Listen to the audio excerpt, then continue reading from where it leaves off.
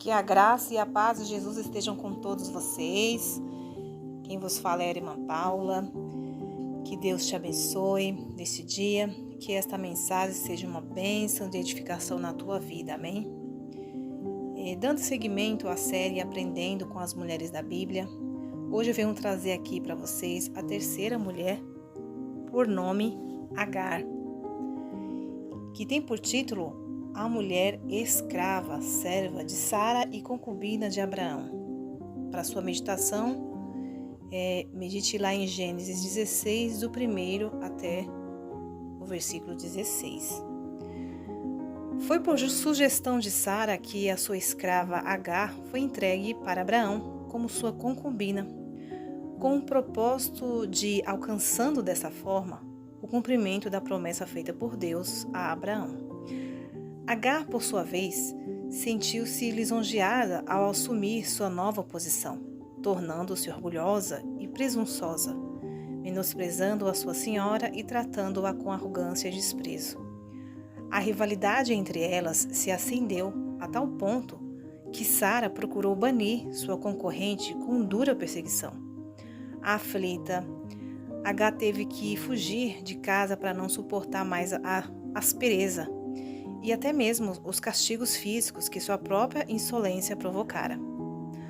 No deserto, para onde Agar fugiu, cansada e angustiada pela incerteza do futuro, ela ouviu a voz de um anjo, ordenando que voltasse para sua senhora.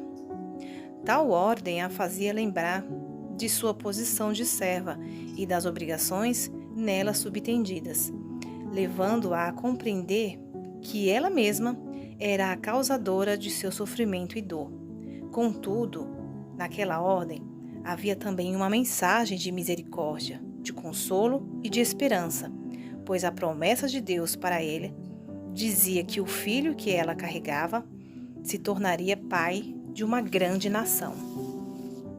Vamos para a primeira lição dessa mulher, que nós aprendemos.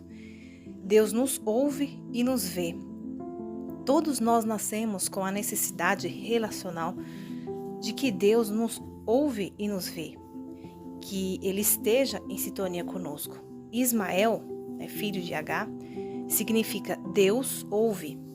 Em Gênesis 16, versículo 11, Deus ordenou: você lhe dará o nome de Ismael, porque o Senhor ouviu a sua aflição. Mais tarde, quando Ismael foi colocado debaixo do arbusto e deixado lá para morrer, Deus aparece para Agar e tranquiliza, dizendo: não tenha medo, Deus ouviu o choro do menino. Está lá em Gênesis 21, 17. Deus viu a situação de Agar, o seu pedido de socorro. Ele queria tanto que Agar soubesse quem ele era, que chamou Ismael, que significa Deus ouve, para ser um lembrete constante. Deus cumpriu sua promessa e fez de Ismael uma grande nação e providenciou um meio para Agar escapar de seus opressores. E ele faz o mesmo por nós. Amém? Vamos para a segunda lição, Deus provê. Quando o anjo aparece a Agar no deserto, ela está perto de um poço de água, porém, não há água disponível. Em Gênesis capítulo 21, versículo 19, nos conta que Deus abriu os olhos de Agar e ela viu um poço cheio de água. Com isso, ela conseguiu manter viva ela e o seu filho. Às vezes, Deus espera que a nossa fé atue em nossas vidas. Agar havia desistido, estava desamparada. Então o Senhor interveio e providenciou exatamente o que ela precisava. Deus tornou o impossível possível por causa do seu amor por ela. Quantas vezes isso já aconteceu em nossas vidas, Perdemos a esperança em algo, mas de repente Deus providencia a resposta que aguardamos. E Deus manifesta sim em nosso favor, assim como Ele fez com Agar. Terceira lição: Deus é fiel aos rejeitados. Agar tinha tantas coisas contra ela. Era uma escrava, estrangeira e odiada pela sua senhora. Seu filho era, de fato, o primogênito do patriarca, mas na visão de Deus, não era o filho escolhido para dar continuidade à aliança divina. Mesmo assim, Deus a tratou com grande favor e bondade. Abraão ama o filho de Agar, embora ele não seja o filho que Deus originalmente pretendia que Abraão tivesse. Deus liberta Agar e seu filho da escravidão e abençoa Ismael por meio de seus muitos descendentes, como está escrito lá em Gênesis 17, versículo 20. Quanto a Ismael, eu te ouvi.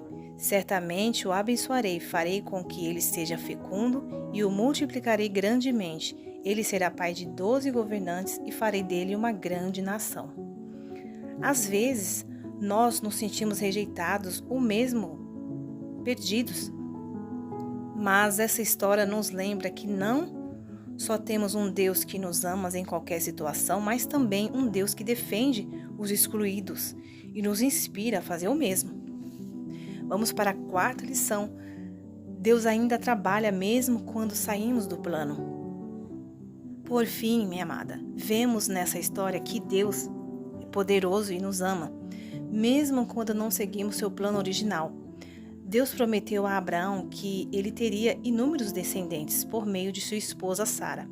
A única razão pela qual Agar foi colocada naquela situação foi porque a fé de Sara e Abraão vacilou. Sara tentou fazer a promessa de Deus se concretizar à sua maneira, com suas próprias forças. Deus não ignora Agar e Ismael, nem os trata como inconvenientes a seu plano. Ele os usa para demonstrar seu amor terno e fiel, sua provisão e sua atenção à justiça e aos oprimidos. A história de Agar nos oferece muita esperança hoje.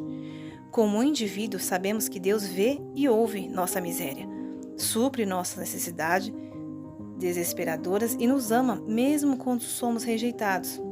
Aprendemos com ele que Deus luta pelos oprimidos e não demonstra favoritismo pelos privilegiados. Amém? Que você, minha irmã, em Cristo Jesus, receba esta mensagem no seu coração e aplique no seu dia a dia, no seu cotidiano e seja grandemente abençoada em nome de Jesus. Amém? Não se esqueça de se inscrever neste canal, curtir, fique à vontade para comentar. Deixe o seu like, Que Deus te abençoe abundantemente.